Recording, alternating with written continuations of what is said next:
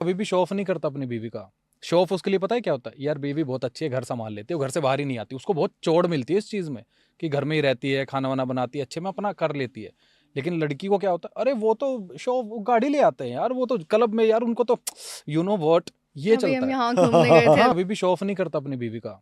Show off उसके लिए पता है क्या होता है, यार बीवी बहुत अच्छी है, घर संभाल लेती है, वो घर से बाहर ही नहीं आती, उसको बहुत चोट मिलती है इस चीज़ में कि घर में ही रहती है, खाना वाना बनाती है, अच्छे में अपना कर लेती है।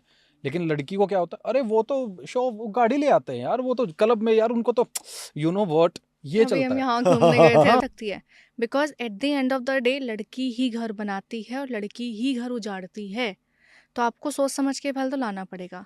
अगर आपके घर वाले थोड़े से कंजर्वेटिव थॉट प्रोसेस के हैं, उन्हें बदल सकते हो तो बदल लो, फिर अपनी मर्जी के लिए आओ। और अगर नहीं बदल सकते हो तो फिर ऐसी ही लड़की लेके आओ जो तुम्हारे और दोनों पैरामीटर्स, घर वाले दोनों पैरामीटर्स को सेट कर सके। क्योंकि अगर नहीं होगा तो फिर लड़की की जिंदगी खराब होगी। बट इस केस में अगर उल्टा देखो हम्म कि लड़का हाई एंड है और हम्म लड़की मिडिल क्लास है, हम्म वो जनरली चल जाते हैं। वो इसीलिए चलता है ना क्योंकि लड़की आएगी तो फिर उसको निभाने की कोशिश करेगी। क्या होता है ना, आप माने ना माने, मेल ईगो से ज़्यादा फीमेल ईगो एग्जिस्ट करती है। मानते हो आप ये? मैं मानती हूँ इस बात को, और मैं डंके की चोट पे ये बात कहती हूँ। ओके। फीमेल ईगो ये कहती है कि ये मेरे से नीचे है, काला दिख रहा है, छोटा दिख रहा है, एज में बहुत ज़्यादा छोटा है, बहुत ज़्यादा बड़ा है, मैं नहीं करूँगी। ये वाले पैरामीटर्स लड़के की तरफ से नहीं आते, लड़का सिर्फ ये चाहता है एक लड़की होनी चाहिए जो अच्छी होनी चाहिए, मेरे घर को संभाल ले, मुझे संभाल ले, बस। बट जो चेकलिस्ट बनती हैं कि मुझे ये नहीं चाहिए, ये चाहिए, ये नहीं चाहिए, ये नहीं चाहिए, ये कहाँ से आती है? ये लड़कियों की तरफ से एग्जिस्ट करते हैं ना। तो ईगो किसकी बड़ी हुई? Obviously चूजी लड़कियों कौन की। ज़्यादा हुआ? सोच कौन बहुत ज़्यादा रहा है? रिश्ते में जो ज़्यादा दिमाग लगाता है ना, वो रिश्ता नहीं चल पाता है उसकी तरफ से। आप रिश्ते को खींच ज़रूर सकते हो, लेकिन निभा नहीं सकते हो। और लड़कियां कहीं ना कहीं देखती हैं कि मेरे से ऊपर ही होना चाहिए लड़का। अगर मैं कहूँ कि ये सब फिजूल की बातें हैं, तो कोई भी लड़की ऐसे लड़के को अपनी ज़िंदगी में लाएगी ही नहीं। सबसे पहली बात तो जो उससे नीचे होगा, जो या तो कमाता ना हो, जो या फिर अपने फाइनेंशियली स्टेबल ना हो, या फिर उसके पास बहुत सारे एसेट्स ना हो, या फिर वो बहुत भद्दा दिखता हो। बिकॉज क्यों, सहेलियों को भी तो दिखाना है कि जीजू कैसे हैं, घर वालों को भी तो दिखाना है कि दामाद कैसा है। दामाद सबको सेठ चाहिए, चाहे बाप ने वो सब कमाने के लिए पूरी उम्र लगा दी है। आई थिंक यही हम गलती कर रहे हैं कि हम प्रैक्टिकल और जो एक रिलेशनशिप के फंडामेंटल्स होते हैं उस पे ना वर्क करके हम शोबाजी पे ज्यादा कर शो रहे हैं। ऑफ पे मैं हमेशा एक चीज़ कहता हूँ भाई कि लड़का लड़की लेके आता है घर संभालने के लिए, और लड़की पति लेके आती है ज़िंदगी संभालने के लिए। ओहो। है ना, तो फ़र्क है इस चीज़ के अंदर। लड़का ये सोचता है कि एक लड़की मेरी ज़िंदगी में आए, घर संभल जाए, परिवार संभल जाए, बाकी दुनिया से मैं लड़ लूँगा। औरत ये सोचती है कि एक पति मिल जाए, ज़िंदगी दुनिया से मैं अपने आप लड़ लूँगी। लड़का अभी कहाँ हम वो वहाँ घूमने गए थे, कितने डाइवोर्सेस के आपने भी सुना होगा, हनीमून पे जाना था कहीं लंदन, बैंकॉक, पता नहीं कहाँ जाना था, स्विट्जरलैंड जाना था। वो राम मंदिर ले गए तो डाइवोर्स हो रहे हैं। एक्सपेक्टेशंस बहुत ज़्यादा है, उम्मीदें हमारे रिश्ते में अच्छा चलने के पीछे की अगर कोई वन लाइनर पूछे तो ये है कि हमारे दोनों के अंदर कोई उम्मीद नहीं है किसी से भी। इन्हें पता है प्यार क्या होता है, मुझे पता है प्यार क्या होता है, दोनों एक रिश्ते में आए, अब ये अपनी ज़िंदगी, मैं अपनी ज़िंदगी, दोनों मिलके घर बना रहे हैं, बस इतना ही है। तो मुझे ये लगता है दोनों के पॉइंट ऑफ व्यू से कि रिश्ता बनाना उतना टफ नहीं था, रिश्ता निभाना टफ होता है। यस। हाँ, और उस रिश्तों को जो निभाने वाले पॉइंट्स हैं, एज ए वुमेन साइड क्या है, एज ए मेन साइड क्या है? देखो मैं शुरू करती हूँ। अगर आपको रिश्ता निभाना है, सबसे पहले तो आपको ये समझना पड़ेगा कि झुकना होता है, चुप रहना होता है, patience, loyalty, understanding and care, इसके अलावा कुछ नहीं होता है। अगर आपने पेशेंस दिखा लिया, आप सब्र कर गए उसको समझने को लेके, चीज़ों को अपनाने को लेके, वो रिश्ता चल जाएगा। अगर आपने लॉयल्टी का मतलब ये नहीं है कि सिर्फ ये है। लॉयल्टी का मतलब ये है कि अगर ये है तो फिर मुझे कुछ भी नहीं चाहिए। वो इंसानों के लिए नहीं होती सिर्फ कि ये है तो मैं किसी और की तरफ देखूंगी नहीं।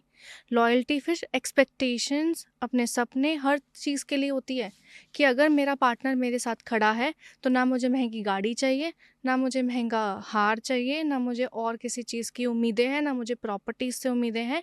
मेरी लॉयल्टी मेरे बंदे की तरफ है, क्योंकि मेरी डिस्ट्रैक्शन फिर कहीं और नहीं जाएगी। अगर इंसान आपकी इज्जत नहीं करेगा तो वो रिश्ता कभी नहीं चल सकता है, क्योंकि इज्जत ही तो मेन पॉइंट होता है ना, जो आपको या तो वैलिडेट करती है या फिर डिमोटिवेट करती है। ट्रू। तो रिस्पेक्ट तो सबसे बड़ा पॉइंट होता है, रिस्पेक्ट तो कहीं नहीं जानी चाहिए।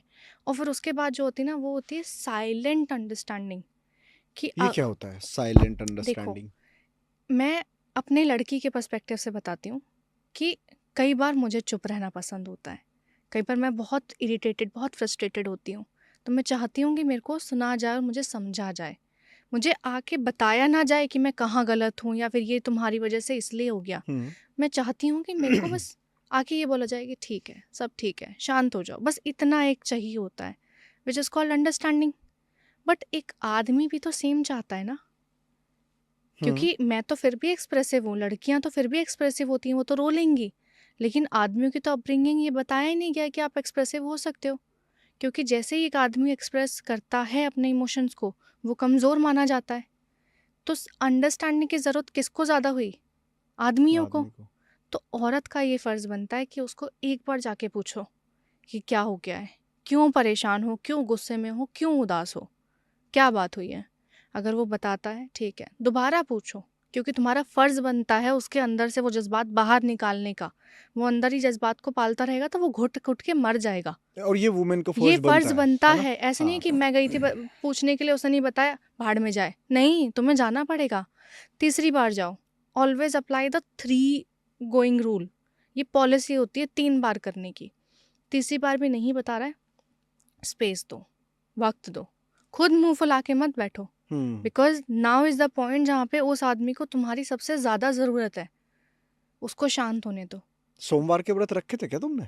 नहीं भाई, हैं? मैंने तो मंगल के भी नहीं रखे।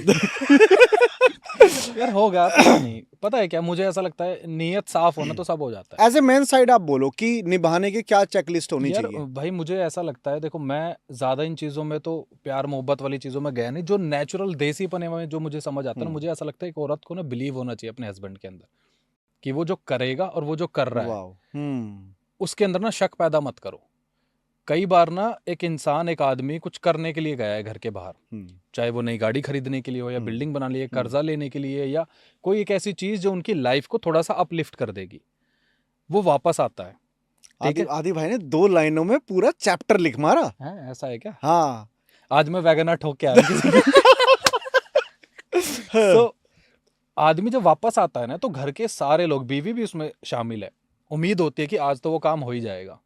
फॉर एग्जाम्पल, मैं छोटा सा एग्जाम्पल देता हूँ, अगर मेरी फेवरेट कार हमर है, ठीक है, मैं ये बोलता हूँ कि 2 साल बाद मैं हमर खरीद लूंगा, घर में सबको बता दिया, सबको चाव चढ़ा हुआ, पैसे जुड़ रहे हैं, गाड़ी आएगी, और एकदम सडनली मैं बोलूँ कि पैसा नहीं हो पाया, सिर्फ पंच ले लेता हूँ। आदमी को तो पता है कि मेरी जरूरत इतनी थी, अभी के लिए कर लेता हूँ, लेकिन घर वालों की उम्मीदें अब उससे जुड़ गई है, अब वही दिखती है, खाते पीते हगते मुँहते सब वही दिखता है। ये भाई बहुत प्रैक्टिकल बोला है आपने, हाँ, लिटरली बहुत वही दिखता प्रैक्टिकल है। बोला है। अब वो पंच में बैठने भी मुझे शर्म आ रही, क्योंकि आपने ख्वाब बड़े दिखा दिए। तो यहाँ आता है बिलीव कि यार तुम आज नहीं हुआ ना, कल हो जाएगा। एक आदमी जब घर से निकलता है लड़ने के लिए या कुछ कमाने के लिए, तो उसे पता है कि मेरे पीछे बैठे हुए लोगों को मेरे ऊपर बिलीव है, एक ना एक दिन मैं वो चीज़ पूरी कर दूंगा। लेकिन जब हर बार वो पिन चुभाई जाए, क्या हुआ, तुमने तो बड़े सपने दिखाए थे शादी से पहले, ये कर दूंगा, क्या हुआ, खत्म हो गए, मेरी तो लाइफ खराब हो गई, मेरे लिए तो बड़े बड़े रिश्ते आ रहे थे, तो आदमी का ट्रस्ट टूट जाता है, डाउन चला जाता है, सेल्फ कॉन्फिडेंस खत्म हो जाता है, उसे लगता है कि यार मैंने गलती कर दी, उसकी लाइफ खराब कर दी।